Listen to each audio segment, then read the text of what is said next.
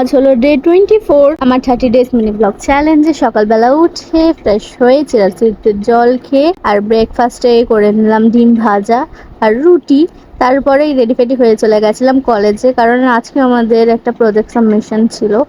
তো গিয়ে আমার কাজটা করে, আর আজকের ওয়েদার খুব মাঝে মাঝে বৃষ্টি হচ্ছে, মাঝে মাঝে আবার রোদ উঠছে, এত কড়া। বাড়ি এসে আমি একটু চা খেয়ে নিয়েছিলাম, আর সব বাচ্চারা এসে এখানে ডেকোরেশন করতে শুরু করে দিয়েছিল, কারণ আজকে আমার দিদির আবারও বার্থডে সেলিব্রেশন হচ্ছে। আর এখানে অনন্যাদিও চলে এসছে, অনেকদিন পর অনন্যাদির সাথে দেখা হচ্ছে আজকে। আর এসেই তো হাসাহাসি শুরু হয়ে গেছে। আর এটা হচ্ছে আমার দিদির একটা ছোট্ট মিষ্টি স্টুডেন্ট। তো এখানে আমার দিদি কেক কেটে নিচ্ছে।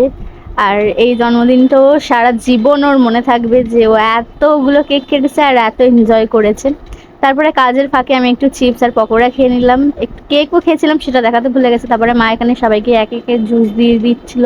সব বাচ্চাদেরকে খাওয়ানোর সময় আর ক্লিপ নেওয়া হয়নি। সবাই বাড়ি চলে যাওয়ার পরে এখানে একটা কাণ্ড ঘটে গেছে।